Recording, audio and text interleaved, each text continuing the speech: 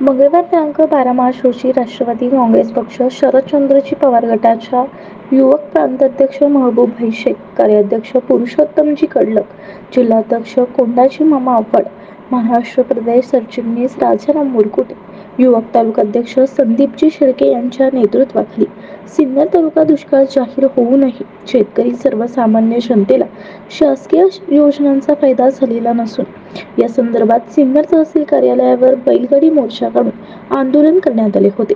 सिन्नर तालुक्याच्या 5वीला पोहोचलेल्या सिन्नर तालुका दुष्काळ जाहीर होऊनही गेल्या अनेक दिवसांपासून एकही योजना तालुकावासियांना मिळालेली नाही। यासाठी सर्व राष्ट्रवादी काँग्रेस पक्ष शरदचंद्र पवार साहेब यांचे कार्यकर्ते पदाधिकारी बैलगाडी मोर्चा काढून केंद्र व राज्य सरकारचा जाहीर निषेध करण्यात आला। यावेळी शासन दरबारी लवकरात लवकर सर्वसामान्य शेतकरी मजूर वर्गाला न्याय मिळावा त्या निमित्ताने या आंदोलनाद्वारे राज्य सरकार व केंद्र सरकारला जागे करण्यासाठी हे आंदोलन करण्यात आले। त्यात मुख्य म्हणजे मनेगाव सहित 26 गावे, कणकोरी सहित 5 गावे, बारगाव पिंपरी सहित 7 गावे व इतरही योजनेचे लाईट बिल संदर्भात राज्य सरकारने लाईट बिल अभावी लाईट कट करू नये, मुक्या जनावरांचा चारा छावण्या लवकरात लवकर चालू कराव्या, वाडी वस्त्यांवर पिण्याच्या पाण्याचे टँकर चालू करावे, रोजगार हमीची कामे चालू करावी, पीक विमा संदर्भात नियमितता यावी, काही लोकांना मिळते काही लोकांना मिळत नाही, थोड्याफार प्रमाणात का होईना थोडाफार लोकांकडे कांदा असून याची निर्यात बंदी कायम चालू ठेवावी, लाल कांदा अनुदान काही लोकांना मिळाले नाही, तो त्वरित मिळावा, केंद्र व राज्य सरकारने लवकरात लवकर लक्ष घालून दुष्काळ परिस्थितीत योजना चालू करून सर्वसामान्य जनतेला सहकार्य करावे, नाहीतर यापेक्षा मोठे आंदोलन या ठिकाणी छेडले जाईल असा इशारा यावेळी गणेशजी गायधने, राष्ट्रवादी तालुकाध्यक्ष संजय सोनवणे, अल्पसंख्याक तालुकाध्यक्ष गणिभाई सय्यद, प्रतिभाताई गारे, शहराध्यक्ष दत्ताभाऊ लोंढे, संतोष सरोदे, संतोष कांदळकर, तुकाराम भापट, रामनाथ शेळके, राजेंद्र दराडे, देविदास जाधव, संजय अवड, माझी आजी सरपंच अण्णासाहेब सोनवणे, उत्तमराव सोनवणे, शिवराम शेळके, सोमनाथ नवले, चंद्रकांत कांगणे, संजय शेळके, गौरव साबळे, शरद शेळके, सोपान बाबट, सोमनाथ शेळके, सचिन तांबे, रामदास घोटकर, कृष्णा गोटेकर, राजेंद्र सोनवणे, ज्येष्ठ नेते नामदेव कोतवाल, कार्याध्यक्ष जयराम शिंदे, प्रदेश चिटणीस रवींद्र काकड, मयूर सागर पवार, तेजस शिंदे, भालेराव मॅडम, मधुरी कांडेकर, नंदा सोनवणे, सोनाली पवार आदींसह मोठ्या प्रमाणात राष्ट्रवादी काँग्रेस शरद पवार गटातील पदाधिकारी, महिला पदाधिकारी, कार्यकर्ते, शेतकरी मोठ्या प्रमाणात हजर होते। आंदोलन यशस्वीतेसाठी राजाराम मुरकुटे, संदीप शेळके यांनी विशेष प्रयत्न केले। एस न्यूज साठी सुरेश कपिले।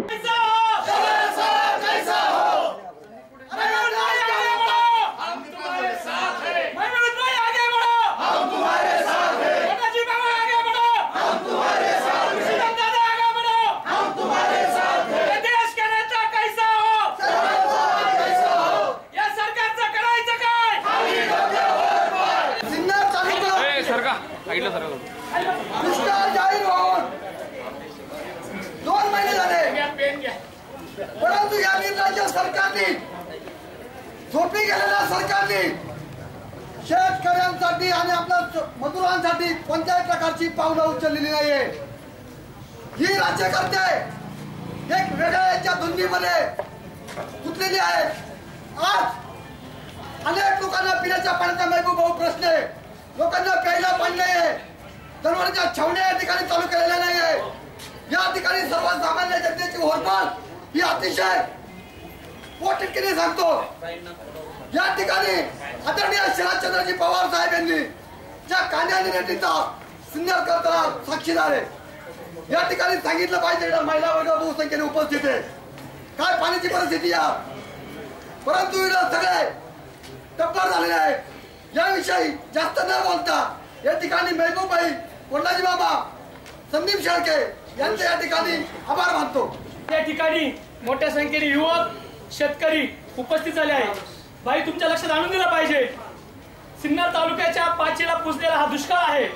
खऱ्या अर्थाने सरकार या तालुक्याकडे दुर्लक्ष करीत आहे आणि या तालुक्याला खऱ्या अर्थाने शेतीचा सोडा, पिण्याच्या पाण्याचा मोठा प्रश्न आहे, शेतीच्या पाण्याचा प्रश्न आहे, शेतकऱ्यांना रोज आपल्या वळवण करणाऱ्या विजेचा प्रश्न आहे आणि पिकाच्या जनावरांना चाऱ्याचा प्रश्न आहे। इथं खऱ्या अर्थाने चारा छावण्या चालू झाल्या पाहिजे, शेतकऱ्यांची अडचणी समजून घेतल्या पाहिजे। नाशिक जिल्हा हा कांद्यासाठी नावाजलेला जिल्हा मानला जातो।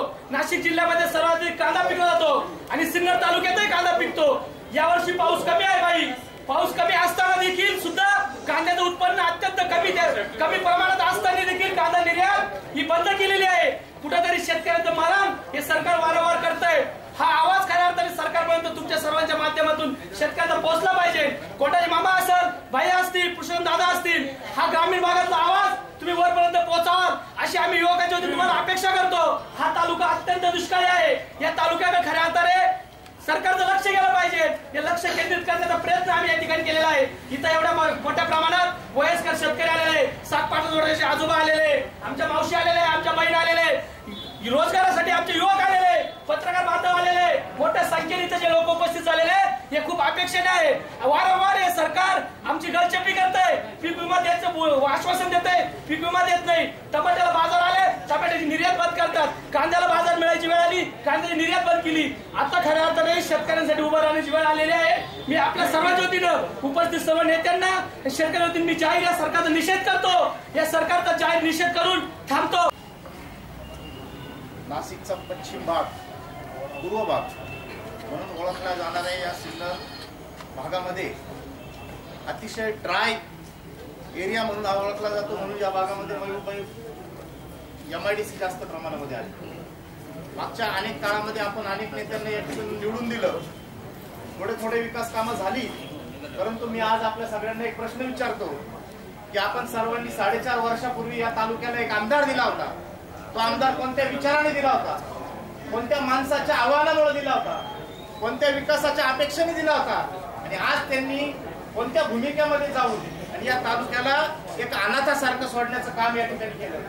काल परवा पवार साहेबांनी निफाड येथे उद्या दुपारी 5 वाजता शेतकऱ्यांची एक विराट सभा घेण्याचं त्या ठिकाणी ठरवलं। सभेला येण्यापूर्वी साहेबांनी सांगितलं की या तालुक्याला मी 6 आमदार दिले होते, या जिल्ह्याला 6 आमदार दिले होते, जे माझ्यावर विश्वास ठेवून लोकांनी त्या ठिकाणी त्यांना मतं दिले होते, परंतु ते आमदार एका वेगळ्या विचारासोबत ज्यांनी शेतकऱ्याला मजूर बनायचं ठरवलं आणि व्यापाऱ्याला शेतकरी बनवायचं ठरवलं, अशा पद्धतीची भूमिका घेणाऱ्या एका पक्षाबरोबर जाण्याचा निर्णय या आमदारांनी घेतला। परंतु त्या आमदारांच्या ज्या लोकांनी त्यांना मतं दिली त्यांची तुम्ही अडचणी जाणून घ्या, त्यांच्या मतदारसंघात जा, त्यांच्या समस्या जाणून घ्या आणि त्या मतदारांना भेटून, त्या शेतकऱ्यांना भेटून, माझ्या बांधवांना भेटून तुम्ही मला त्यांच्या काय समस्या एका निवेदनाद्वारे घेऊन या। पवार साहेबांनी महबूबांची अशी चर्चा केल्यानंतर आम्ही ठरवलं की संदीप असतील, राजाभाऊ असतील, कोंडाजी मामा असतील, या सगळ्यांची चर्चा करून तहसीलदार कार्यालयावरती इथल्या समस्या घेऊन निवेदन द्यायचं, शेतकऱ्यांचं सगळं म्हणणं काय असेल ते पवार साहेबांकडे द्यायचं आणि उद्याच्या सभेला साहेब त्या जाहीर सभेमध्ये या सिन्नरचे प्रश्न त्या ठिकाणी मांडणार आहेत। आपल्याला माहिती आहे की यावर्षी सिन्नर तालुक्यातच नव्हे या संपूर्ण महाराष्ट्रामध्ये फार मोठ्या प्रमाणात दुष्काळ पडलेला आहे आणि या दुष्काळामुळं आपल्याला माहिती आहे की आपल्या विहिरींना आता थेंबर पाणी राहिलेलं नाहीये, सर्व विहिरी तळ गाठलेला आहे। या ठिकाणी अनेक गावामध्ये सिन्नरच्या लोकांना प्यायला पाणी नाहीये, त्या ठिकाणी टँकरची गरज आहे, परंतु अजूनही बऱ्याच गावांमध्ये टँकर सुरू झालेले नाही आणि हा तालुका नव्हे हा जिल्हा हा दुष्काळानं होरपळून निघत आहे, परंतु शासनाचं याच्याकडे कुठेही लक्ष नाहीये। आपण बघतोय कांद्याला थोडा भाव वाढला, लगेच शासनानं कांद्यावर 40% निर्यात कर लावला, त्याच्यानंतर आम्ही तो निर्यात कर मागे घ्या याच्यासाठी स्वतः शरदचंद्र पवार साहेब आले, चांदवडला आंदोलन केलं, त्यांनी निर्यात कर तर मागे घेतला नाही, परंतु संपूर्ण कांदा निर्यात बंदी त्या ठिकाणी लागू केली। मित्रांनो, कांदा निर्यात बंदी लागू झाली, त्याच्यानंतर तेवढ्यावर सरकार थांबलं नाही, या ठिकाणी सोयाबीनला जरा बरा भाव मिळत होता, तो सोयाबीनचं तेल या ठिकाणी बाहेरून आयात करायला सुरुवात केली आणि आज सोयाबीनचे भाव 4000 रुपयाच्या खाली आलेले। त्याचप्रमाणे आपण बघतोय की बांगलादेश, पाकिस्तान, इतर देश, आपल्या बांगलादेशामध्ये, इतर राज्यामध्ये, आपल्या देशामध्ये कांदा जात होता, आपण कांदा बंद केल्यामुळं त्यांनी आपला द्राक्ष घ्यायचं बंद केले, त्यांनी आपल्या दुसऱ्या काही भाजीपाला घ्यायचा बंद केला, त्याच्यामुळे द्राक्षाला 10 रुपये किलोनं सुद्धा या ठिकाणी कोणी घ्यायला तयार नाही। आज आपण बघतोय हा देशातला शेतकरी हा संपूर्ण होरपळला आहे, ज्याला म्हणतो बळीराजा, आपण ज्याला म्हणतो हा देशाचा कणा आहे आणि हाच गाणा मोडायचं काम हे सरकार या ठिकाणी करून राहिलंय. मित्रांनो, आपण बघतोय या ठिकाणी या शासनाचं लक्ष हे शेतकऱ्यांकडे नाहीये, ग्रामीण भागाच्या जनतेकडे नाहीये. त्यांचं लक्ष ते काय करताय, जाती जातीमध्ये लढे लावण्याचं काम त्या ठिकाणी चाललेलं आहे. त्या ठिकाणी धर्मामध्ये लढे लावण्याचं काम चाललेलं आहे. त्या ठिकाणी रामाच्या नावावर त्या ठिकाणी फार मोठा मतं मिळवायचं काम त्या ठिकाणी चाललेलं आहे. मित्रांनो, आपण बघतोय की मणिपूर सारख्या ठिकाणी महिलांची धिंड काढली गेली, नग्न धिंड काढली गेली, परंतु हे सरकार एक शब्द पण बोलायला तयार नाही. आपण सगळ्यांनीच आतापर्यंत शेतकऱ्याच्या व्यथा सांगितल्या, बेरोजगार युवकांच्या व्यथा सांगितल्या आणि आपल्या सगळ्यांनाच प्रश्न पडलाय की शेतकरी आत्महत्या करतोय, कांद्याला भाव मिळत नाही, आमच्या द्राक्षाला भाव मिळत नाही, सोयाबीनला भाव मिळत नाही, कापसाला भाव मिळत नाही, युवकांना रोजगार मिळत नाही. मग नेमकं हे सरकार करतंय काय? तर मामा, त्या सरकारला शेतकऱ्यापेक्षा पक्ष फोडणं, पक्ष चोरणं, खरं फोडणं याच्यात हे सरकार एवढं व्यस्त आहे की त्या सरकारला शेतकऱ्याचे अश्रू बघायला वेळ नाही. आज सरकारच्या मधले मंत्री साधे जागा वाटपासाठी उपमुख्यमंत्री, मुख्यमंत्री हे दिल्लीला 4-4 चक्रा मारतात. पालकमंत्री पद मागायला दिल्लीच्या दारात जाऊन नाक घासून येतात. पण शेतकऱ्याचा 40% जे कर कांद्यावर लावलाय, तर कर माफ करा म्हणून एकाची हिंमत माईच्या लालाची झाली नाही की दिल्लीला जाऊन विनंती करावी की कांद्याचा तुम्ही 40% जो लावलेला कर आहे तो कर त्या ठिकाणी हटवा. शेतकऱ्याची कर्जमाफी करायला कोण तयार नाही. आज मागच्या 10 वर्षात 25 लाख कोटीची कर्जमाफी हे देशातल्या 86 उद्योगपतींची केली. मामा, 25 लाख कोटीची, हे मी सांगत नाही, तर आरबीआयनं माहितीच्या अधिकारात खाली ही माहिती दिली. शेतकऱ्याचं कर्ज माफ करायला ह्यांच्याकडे 1 लाख कोटी नाही, पण 86 उद्योगपतींचं कर्ज माफ करायला ह्यांच्याकडे 25 लाख कोटी आहे.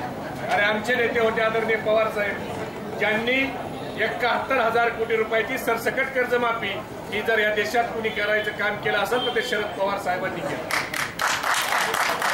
त्याच्यानंतर कोणत्याही नेत्यांनी देशातल्या शेतकऱ्याची कर्जमाफी करणं, शेतकऱ्याच्या मालाला भाव मिळावा म्हणून प्रयत्न करणं, शेतकऱ्यासाठी फळबाग योजनेसारखी योजना आणणं, असं काम कुणी केलं नाही. सध्याचं राजकारण हे शेतकऱ्याचं किंवा युवकांचं नाही, तर सध्याचं राजकारण हे खोक्यावरचं आहे. हे सध्याचं सुडाचं राजकारण आहे. हे ईडी, सीबीआयचा धाक दाखवून लोक फोडण्याचं राजकारण, गलिच्छ राजकारण चाललंय.